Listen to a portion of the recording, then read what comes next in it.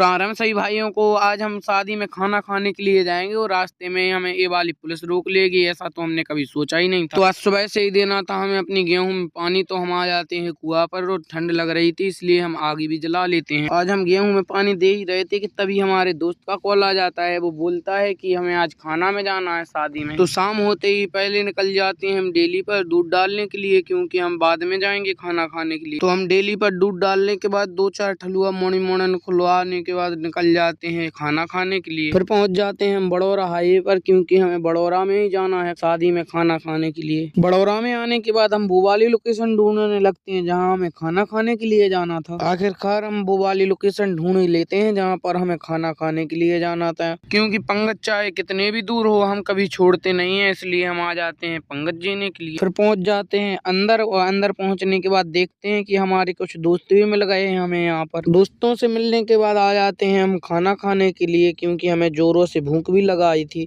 खाना खाने के बाद निकल आते हैं हम अपने घर की तरफ। तो फिर आ जाते हैं हम बड़ौरा चौराहे पर एक दुकान पर, क्योंकि पंगत में नमकीन नहीं मिली तो हम यहाँ पर आकर नमकीन खाएंगे। नमकीन खाने के बाद पहुँच जाते हैं अपने घर पर, और घर पर पहुँचने के बाद हमें एक पुलिस रोक लेती है जो की गौरैया थी। गौरैया ने हमारे ड्राइवर साहब में बेल्ला मार दिए, तो हमारे ड्राइवर साहब बोलते हैं कि अब मैं यहाँ से गाड़ी ले जाऊंगा ही नहीं। और फिर पहुंच जाते हैं हम अपने घर पर, और घर पर पहुंचने के बाद देखते हैं कि जितने लोग तो वहाँ पर गौरैया देखने के लिए इकट्ठे नहीं हुए, इतने तो हमारे दरवाजे पर बैठे हैं। तो फिर देखते हैं कि लाइट नहीं है, इसलिए सब लोग बाहर बैठे हैं, क्योंकि हमें पानी भराने भी जाना है। तो लाइट नहीं आई थी, थोड़ी देर बाद लाइट आ जाती है तो हम निकल आते हैं अपने खेत की तरफ और भराने लगते हैं पानी। रात के 3:30 बजे तक पानी भराने के बाद हमारी मोटर अचानक से पानी छोड़ देती है। तो हम सोचने लगते हैं कि कहीं हमारा कुआं खाली तो नहीं हो गया, क्योंकि हमें पता नहीं है कि कुआं कितनी देर तक चलता है। तो हम देखते हैं कि मोटर की तो आवाज ही नहीं आ रही है, तो हम तार निकाल कर फिर देखने लगते हैं मोटर को, तो अंदर देखते हैं कि कुआं तो भरा हुआ है। फिर हम सोचने लगते हैं कि कहीं हमारी मोटर खराब तो नहीं हो गई है, तो निकल आते हैं हम घर की तरफ। सबसे पहले हम अपने पैर सेकने लगते हैं, क्योंकि बहुत ही ज्यादा ठंड लग रही थी हमें। और थोड़ी देर बाद आ जाते हैं हम अपने घर पर, और घर पर आने के बाद देखते हैं कि लाइट तो बिल्कुल स्लो है, इसलिए हमारी मोटर नहीं चल रही थी। फिर सुबह उठकर देखते हैं कि हमारी